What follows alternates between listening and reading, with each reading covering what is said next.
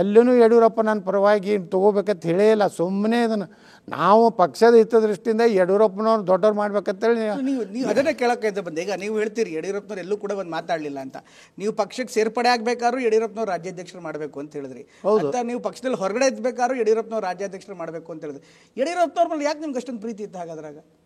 ನೋಡಿ, ಈಗೇನಾಗಿತ್ತು, ಅವ್ರನ್ನ ಯಾವಾಗಲೂ ಮೊದಲಾದ್ರೂ ಈ 2020 ಸರ್ಕಾರ ಮಾಡಾಗೂ ಸಹಿತ ನಾವು ಯಡಿಯೂರಪ್ಪರ ಪರವಾಗಿಯೇ ಇದ್ದೀವಿ. ಆದರೆ ಅವ್ರು ನಮ್ಮನ್ನು ವಿಶ್ವಾಸಕ್ಕೆ ತಗೊಳ್ಳಿಲ್ಲ ರೀ. ನಮ್ಮ ವಿರುದ್ಧ ಒಂದು ಬಿಜಾಪುರನಲ್ಲಿ ಒಂದು ತಂಡ ಕಟ್ಟು ಕೆಲಸ ಪ್ರಾರಂಭ ಮಾಡಿದ್ರು. ಅದಕ್ಕೆ ನಾವು ವಿರೋಧ ಅದೇ ಅಷ್ಟೇ. ಇದ್ರ ಜೊತೆಗೆ ಯಡಿಯೂರಪ್ಪನವ್ರು ಒಂದು ಮಾತು ಮೊನ್ನೆ ಹೇಳಿದ್ರು ಗೌಡ್ರೆ. ಅವ್ರು ಏನಂತ ಹೇಳಿದ್ರು, ಬಸನಗೌಡ ಪಾಟೀಲ್ ಯತ್ನಾಳವರು ನಮ್ಮವರೇ, ಅವರು ನಮ್ಮವರೇ, ಹೊರಗಿನವರಲ್ಲ, ಎಲ್ಲ ಸರಿ ಹೋಗುತ್ತೆ ಅಂದರು. ಅವ್ರ ಮಾತಿಗೆ ತಾವೇನು ಹೇಳ್ತೀರಿ? ಅವ್ರು ನಿಮ್ಮನ್ನು ತಮ್ಮವರು ಅಂತ ಕರೀತಿದ್ದಾರೆ, ನೀವು ಅಂತರ ಕಾಯ್ಕೋತಾ ಇದ್ದೀರಿ. ನಾವು ನಮ್ಮವರು ಅಂತ ಹೇಳಿ 35 ವರ್ಷ ನೋಡೇ ಬಿಟ್ಟಿವಲ್ಲ. ಅವರು ಎಷ್ಟು ನಮ್ಮ ಜೋಡ ನಮ್ಮವ್ರು ಮಾಡ್ಕೊಂಡಾರ. ನಾವು ನಮ್ಮವ್ರು ಅನ್ನೋದು 35 ವರ್ಷದಿಂದ ನೋಡ್ಕೊತ ಬಂದಿವಲ್ಲ ನಮ್ಮವ್ರು ಅನ್ನೋದು.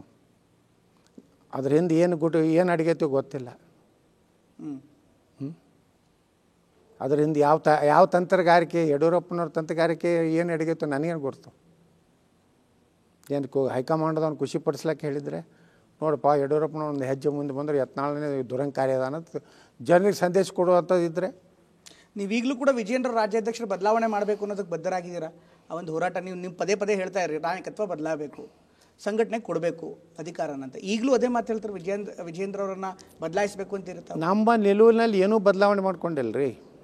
ನಾವು ಒಮ್ಮೆ ಗಟ್ಟಿ ಹಿಡಿದ್ರೆ ಅದನ್ನೇ ಹಿಡ್ಕೊಂಡಿದ್ವಿ. ಬಟ್ ರಾಧಾ ಮೋಹನ್ ದಾಸ್ ಅವ್ರು ಹೇಳಿದ್ರು, ಉಸ್ತುವಾರಿ, ಕರ್ನಾಟಕ ಉಸ್ತುವಾರಿ ಅಧ್ಯಕ್ಷರು ಬದಲಾವಣೆ ಇಲ್ಲ ಅಂತ. ಹಾಗಾದ್ರೆ ನಿಮ್ಮ ಹೋರಾಟ ಈಗ ಎಲ್ಲಿ ಹೋಗುತ್ತೆ? ಹಾಗಾದ್ರೆ ಏನು ಬದಲಾವಣೆ ಇಲ್ಲ ಅಂತ ಹೇಳೋರು ಅವ್ರಿಗೆ ಅಧಿಕಾರ ಎಲ್ಲಿ ಐತೆ ಅಂತ ನಾ ಕೇಳ್ತೇನೆ. ಅವ್ರು ನಂಬರ್ 1 and 2 ಅವ್ರಿಗೆ ಅಟ್ಟೆ ಅಧಿಕಾರ ಅಂತ ಅವರೇ ಹೇಳ್ಯಾರಲ್ರಿ. ರಾಧಾ ಮೋಹನ್ ದಾಸರು ಈ ಅವಧಿಗೆ ಬದಲಾವಣೆ ಇರಲಿಕ್ಕಿಲ್ಲ. ಇಡೀ ದೇಶದಲ್ಲಿ ಪಾರ್ಟಿ ಪುನರ್ ಸಂಘಟನೆ ಆದರೆ ಏನು ನಿರ್ಣಯ ಆಗ್ತದೆ ಅಂತೇಳಿ ಅದನ್ನು ಹೇಳುವಂಥದ್ದು ಅದು ಪ್ರಧಾನಮಂತ್ರಿಗಳು ಮತ್ತು ಅಮಿತ್ ಶಾ ಅವ್ರು ಹೇಳಬೇಕಷ್ಟೇ. ಆಗಲೂ ಕೂಡ ನಿಮ್ಮ ಹೋರಾಟ ಮುಂದುವರಿಯುತ್ತೆ ಹಾಗಾದ್ರೆ? ಅದು ನೋಡೋಣ ನಾವು. ರೈಟ್. ಇದ್ರ ಜೊತೆಗೆ ವಫ್ ಹೋರಾಟದ ಇನ್ನಿತರ ಭಾಗಕ್ಕೆ ಬರೋಣ ಸರ್. ವಫ್ ಹೋರಾಟವನ್ನು ಮಾಡ್ತಾ ಒಂದು ಸಾರ್ವಜನಿಕವಾಗಿ ಒಂದು ಹೇಳಿಕೆಯನ್ನು ಕೊಟ್ಟರು. ಬಸವಣ್ಣವ್ರ ಬಗ್ಗೆ ನೀವು ಹೇಳಿರುವಂಥ ಹೇಳಿಕೆ, ಅವ್ರ ಥರ ಹೊಳೆಗೆ ಜಿಗಿಬೇಕು ಅಷ್ಟೇ ಅಂತ. ಆ ಒಂದು ಪದ, ಆ ಒಂದು ಶಬ್ದ ಬಹುದೊಡ್ಡ ಚರ್ಚೆಗೆ ಕಾರಣವಾಯಿತು. ಕೆಲವರು ಇದನ್ನು ವಿವಾದ ಅಂತಾರೆ, ಕೆಲವರು ಇಲ್ಲ ತಪ್ಪು ಮಾಡಿದ್ದಾರೆ ಯತ್ನಾಳವರು ಅಂತಾರೆ. ಸ್ವಾಮೀಜಿಗಳು, ಸಂಘ ಸಂಸ್ಥೆಗಳು ನಿಮ್ಮ ವಿರುದ್ಧ ಹೋರಾಟ ಮಾಡಿದ್ರು. ಈಗ ಮಾತಾ ಗಂಗಾದೇವಿಯವರು ಕೂಡ ನಿಮ್ಮ ವಿರುದ್ಧ ಹೋರಾಟ ಮಾಡಿದ್ರು. ನೀವು ಇವತ್ತಿಗೂ ಕೂಡ ಆ ಒಂದು ಮಾತಿಗೆ ಬದ್ಧರಾಗಿದ್ದೀರಾ? ಬಸವಣ್ಣವರು ಜಿಗಿಬೇಕು ಅನ್ನೋದಕ್ಕೆ ಮಾತಿಗೆ ತಾವು ಬದ್ಧ? ನಾ ಎಲ್ಲರ ಕ್ಷಮೆಯಾದ ಬೇಡಿನ, ನಾ ಎಲ್ಲರ ನಾನು ತಿರುಚಿ ಬರದಾರ್ಥ ಹೇಳಿನ. ಯಾರೋ ಒಂದಿಷ್ಟು ನನಗೆ ಗೊತ್ತದೆ ಇದನ್ನು ಯಾರ್ಯಾರು ಮಾಡಿಸ್ತಾ ಇದ್ದಾರೆ ಅಂತ.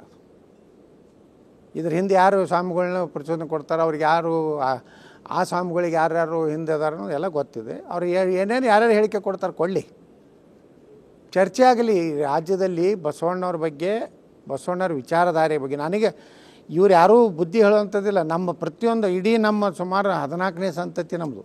ಒಂದಿಲ್ಲ ಒಂದು ಅದರೊಳಗೆ ಒಬ್ಬರೇ ಬಸವಣ್ಣ ಅಂತ ಹೆಸರಿದೆ. ಇವ್ರೇನು ಹೇಳ್ತಾ ಇದ್ದಾರೆ, ಯಾರು ಬಸವಣ್ಣತ್ತ ಯಾರು ಈ ಹೆಸರು ಇಟ್ಕೊಂಡಾರು ವೀರಶೈವ ಮಹಾಸಭಾದ್ದು ಪುಡಾರಿಗಳು? ಅಲ್ಲ, ನೀವು ಆ ಕಂಟೆಸ್ಟ್ ಯಾಕೆ ಹೇಳಿದ್ದು ತಾವು? ಆ ಒಂದು ವಿಚಾರವನ್ನು ಬಸವಣ್ಣವರ ಉದಾಹರಣೆ ಕೊಟ್ಟಿದ್ದೀರಿ ಅಲ್ರಿ, ಸತ್ಯ ಸಂಗತಿ ಐತ್ರಿ. ನಿಮ್ಮ ಪ್ರಕಾರ ಏನದು? ಈಗ ಬಸವಣ್ಣವರ ಲಿಂಗೈಕ್ಯತೆ ಅಲ್ಲೇ ನಿಮ್ಮ ಪ್ರಕಾರ ಏನು? ಒಂದೊಂದು ವರ್ಷ ನೋಡ್ರಿ, ಸರ್ವಜ್ಞನೇ ಹೇಳ್ಯಾನ. ಸರ್ವಜ್ಞನ ಕೋಟ್ ನಾನು ನಿಮ್ಗೆ ಅದು ಕೋಟ್ ಕಳಿಸ್ತೀನಿ. ಸರ್ವಜ್ಞ ಏನು ಹೇಳ್ಯಾನ, ಏನಾಯಿತು, ಅಂತರ್ಜಾತೀಯ ವಿವಾಹ ಮಾಡಿದ್ರು ಬಸವಣ್ಣವರು, ದೊಡ್ಡ ಸಾಮಾಜಿಕ ಕ್ರಾಂತಿ ಮಾಡಿದ್ರು. ಮೇಲ್ವರ್ಗದ ಜನರಿಗೆ ಅದು ಒಂದು ರೀತಿ ಅವರಿಗೆ ಬಹಳ ಕಸಿವಿಸಿ ಆಯಿತು. ಅದಕ್ಕೆ ಬಸವಣ್ಣವ್ರ ಮೇಲೆ ಭಾಳ ದೊಡ್ಡ ಒಂದು ಕ್ರಾಂತಿ ಮಾಡಿದ್ರು ಅಂತ. ಇದು ನೋಡ್ರಿ, ನಮ್ಮಲ್ಲಿ ವೇದ ಸುಳ್ಳಾಗಬೋದು, ಗಾದೆ ಸುಳ್ಳಾಗೋದಿಲ್ಲ ಅಂತ ಹೇಳ್ತಾರೆ. ವೇದ ಸುಳ್ಳಾಗ್ಬೋದು, ಅದು ಗಾದೆ ಅನ್ನುವಂಥದ್ದು ಒಂದು ಸಾವಿರಾರು ವರ್ಷಗಳಿಂದ ಜನ ಹೇಳ್ಕೊತ ಬಂದಿದ್ದು. ನೀವು ಯಾವುದಾದ್ರೂ ಬಿಜಾಪುರ, ಬಾಗಲಕೋಟೆ ಈ ಭಾಗದ ಯಾವುದಾದ್ರೂ ಒಂದು ಕುಟುಂಬದಾಗ ಲಿಂಗಾಯತರು ಹೋಗಿ ಕೇಳ್ರಿ, ಬಸವಣ್ಣವ್ರದ್ದು ಕೊನೆಗೆ ಕಾಲ ಏನಾಯ್ತು ಅಂತ ಕೇಳ್ರಿ, ಹೇಳ್ತಾರೆ. ಇವತ್ತಿಗೂ ಕೂಡ ನೀವು ಅದಕ್ಕೆ ಬದ್ಧರಾಗಿದ್ದೀರಿ, ಯಾವುದೇ ಕ್ಷಮೆ ವಿಷಾದ ಏನು ಅಲ್ರಿ. ನಾವು ಹೇಳೇ ಇಲ್ಲಲ್ಲ, ಮತ್ತೆ ಯಾಕೆ ಅದನ್ನು ಹೇಳಿಸ್ತೀರಿ? ನಾ ಹೇಳಿನೇನು, ನಾವು ವಾಪಸ್ ತೊಗೊಂಡು ಅಂತ ಹೇಳಿನೇನು, ಕ್ಷಮೆ ಬೇಡಿನೇನು?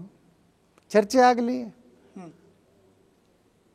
ಬಸವಣ್ಣವ್ರ ಮೇಲೆ ಹೊಟ್ಟೆ ತುಂಬಿಸೋರದೊಂದು ದೊಡ್ಡ ಇದನ್ನು ಮಾಡಿ ಇದರಾಗೇ ಯತ್ನಾಳ ಮುಗಿಸಿಬಿಡ್ಬೇಕು ಲಿಂಗಾಯತ ಕಮ್ಮಿ ಸಾಧ್ಯ ಇಲ್ಲ ಇದು.